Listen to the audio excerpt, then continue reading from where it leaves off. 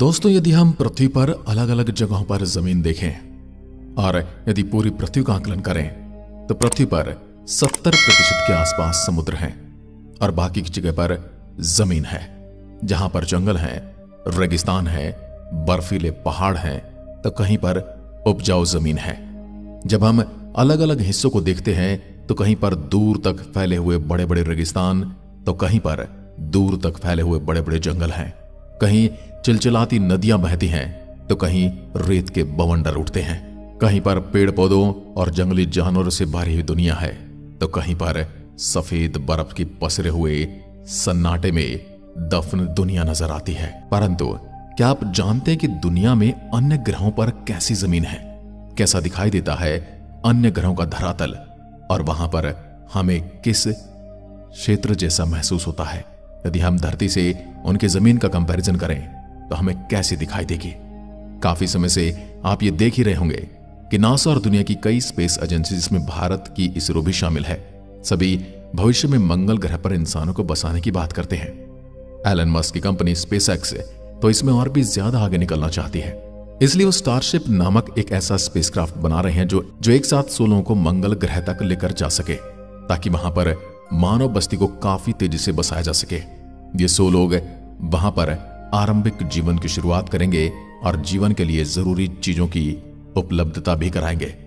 पर क्या आपके मन में कभी यह ख्याल आया है कि आखिर मंगल ही क्यों हम पृथ्वी के दूसरे पड़ोसी ग्रहों जैसे शुक्र यानी कि वीनस और बुध और बाकी के ग्रहों पर भविष्य का घर बनाने की नहीं सोचते, यहां तक कि हमारे चांद पर भी नहीं। जबकि वीनस का आकार तो हमारी पृथ्वी के जितना है, उसका गुरुत्वाकर्षण बल भी हमारी पृथ्वी के लगभग बराबर है। इसके अलावा हमें बृहस्पति, शनि, उनके चंद्रमा या यूरेनस, नेपच्यून पर इंसानी बस्तियों को बसाने की कोशिश क्यों नहीं करते? तो आज की इस वीडियो में हम आपके इन सभी सवालों के जवाब देने वाले हैं, क्योंकि आज के इस वीडियो में हम जानेंगे इन सभी ग्रहों की जमीन के बारे में कि आखिर हमारे सौरमंडल में मौजूद इन ग्रहों की जमीन कैसी है, वहां का वातावरण और हालात कैसे हैं, और क्या वहां पर इंसान रह सकते हैं। तो चलिए शुरू करते हैं। नंबर 1, तुम्हारे सौरमंडल में सूरज के बाद सबसे पहला ग्रह बुध है। चलिए आज बुध ग्रह की सबसे पहले आपको सैर कराते हैं, जिसे हम मरकरी के नाम से भी जानते हैं। बुध हमारे सौरमंडल में सूर्य से 58 मिलियन किलोमीटर दूरी पर रहकर उसे ऑर्बिट करता है, यानी कि सूर्य से दूरी इसकी लगभग 6 करोड़ किलोमीटर है। क्योंकि यह सूरज के बहुत ज्यादा करीब है, इसलिए इस पर सूरज के गुरुत्वाकर्षण का भी बहुत ज्यादा प्रभाव देखने को मिलता है, जिसके कारण यह सूर्य के साथ टाइडली लॉक्ड है, यानी कि यह सूर्य के चारों तरफ घूमते हुए अपनी धुरी पर फ्रीली नहीं घूमता है। इस पर सूरज की पकड़ काफी मजबूत है, यानी इसका एक हिस्सा हमेशा सूरज की ओर रहता है, जैसा हमारे चांद का एक हिस्सा हमेशा हमारी पृथ्वी की ओर रहता है। वैसे बुध पृथ्वी की तरह एक चट्टानी ग्रह है, यानी यहां पर जमीन मौजूद है, यानी इसके पास एक ठोस सतह है, लेकिन सूरज के इतना करीब होने के कारण इसकी जमीन का तापमान 427 डिग्री सेल्सियस तक रहता है। यानी यहाँ की जमीन चट्टानी होकर भी पिघले हुए लावा की तरह है, जिसकी सतह के इतने तापमान के कारण इसे सौरमंडल का नरक भी कहा जाता है। लेकिन टाइडली लॉक्ड होने के कारण इसकी जो दूसरी साइड है वो हमेशा सूरज की ओर रहती है, जो कि बहुत ज्यादा गर्म हो जाती है। लेकिन टाइडली लॉक्ड होने के कारण इसकी जो दूसरी साइड है वो हमेशा सूरज से दूसरी ओर रहती है। वहां पर सूरज की रोशनी पहुंचती ही नहीं है, इसलिए वहां का तापमान -180 डिग्री सेल्सियस तक चला जाता है।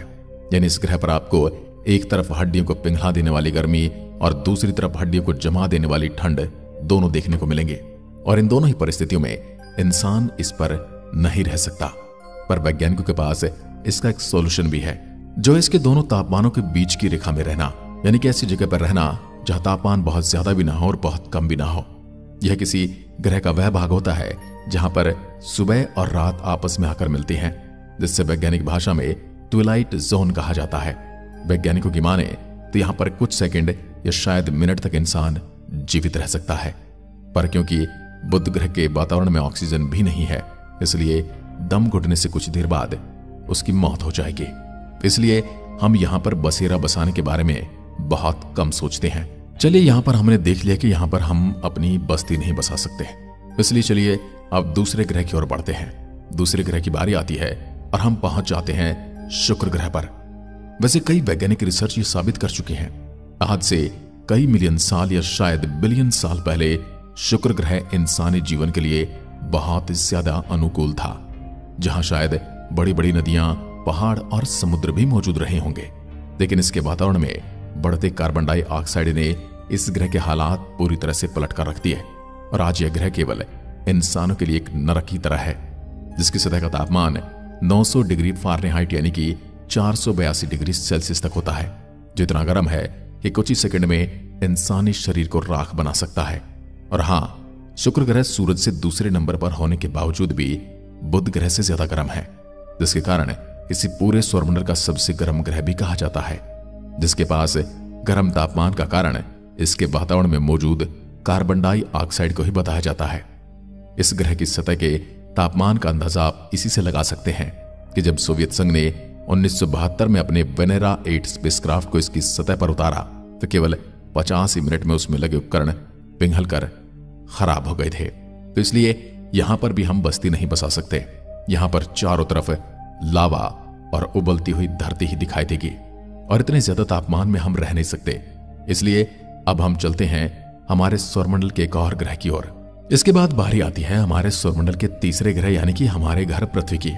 यहीं से तो हम चले थे और वैसे शायद ये बताने की जरूरत भी नहीं है कि हमारी पृथ्वी की सतह कैसी है, क्योंकि हमने अपने जन्म से लेकर अपना पूरा जीवन इसी पृथ्वी की सतह पर बिताया है। इसी पृथ्वी ने हमेशा हमारा पालन पोषण किया है। पृथ्वी की सतह वह सभी संसाधनों से भरी पड़ी है जो इंसान को अपने जीवन को जीने के लिए चाहिए।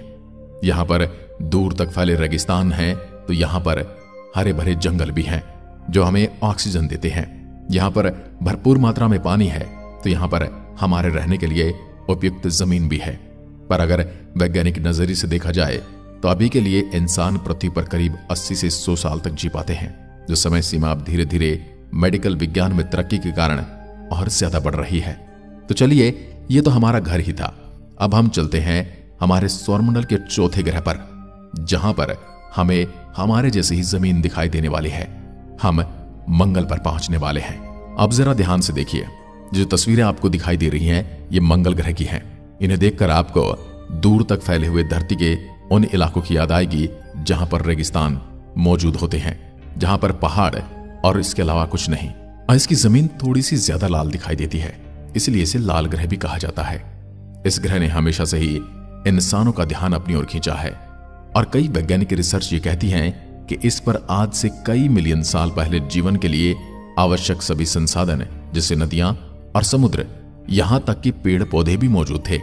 पर समय के साथ कमजोर होते इसके मैग्नेटिक फील्ड के कारण इस पर सूरज से निकलने वाले काफी रेडिएशंस आने लगे, जिसने इस ग्रह को एक बंजर जमीन में बदल दिया। इस पर मौजूद पानी वातावरण में चला गया और फिर वह कभी लौटकर बारिश के रूप में नहीं गिरा। वैसे भी क्योंकि इसके वातावरण में भी ऑक्सीजन ना के बराबर है, इसलिए इसकी सतह पर इंसान का जी पाना अभी के लिए नामुमकिन है और इंसान बिना स्पेस सूट के यहां पर केवल 2 मिनट तक ही जीवित रह सकता है।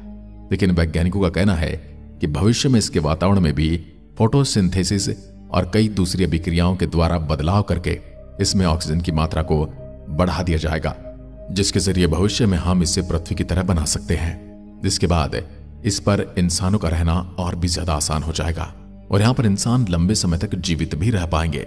लेकिन यह भविष्य की बात है और अभी के लिए बिना स्पेस सूट के यहां पर जीवन जी पाना बिल्कुल भी संभव नहीं। चलिए अब चलते हैं अगले ग्रह पर। इस ग्रह से अब हम टेक ऑफ करते हैं और पहुंचते हैं सीधे हमारे सौरमंडल के 5वें ग्रह की ओर। इसके बाद बारी आती है हमारे सौरमंडल के सबसे बड़े ग्रह बृहस्पति की। यह ग्रह दिखने में बहुत बड़ा है, लेकिन यहां पर एक चीज की कमी है जो आपको आगे वीडियो में पता चलने वाली है।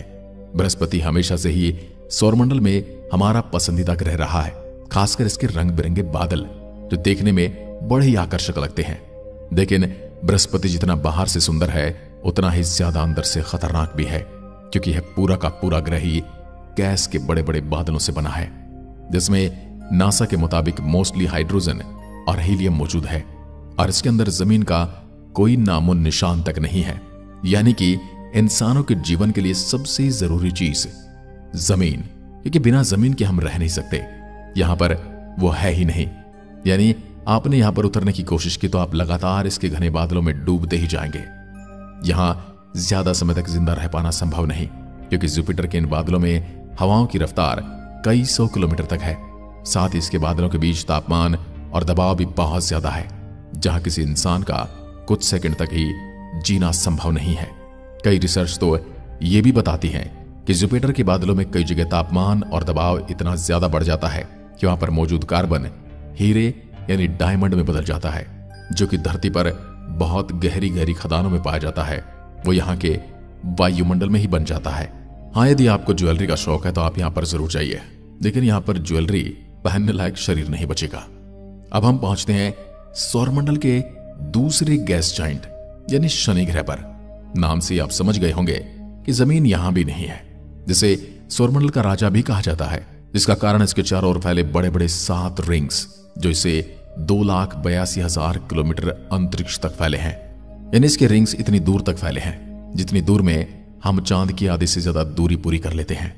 दिलचस्प बात तो यह है कि शनि ग्रह के रिंग्स बर्फ की चट्टानों से बने हैं, जो शनि के चारों ओर ध्वनि की गति से भी तेज रफ्तार से घूम रहे हैं, और इनमें हर एक की स्पीड एक दूसरे से अलग है, जिनमें माइक्रोमीटर जैसे छोटे पार्टिकल से लेकर बड़े बड़े कई किलोमीटर के माउंट एवरेस्ट जैसे एस्टेरॉयड भी मौजूद हैं।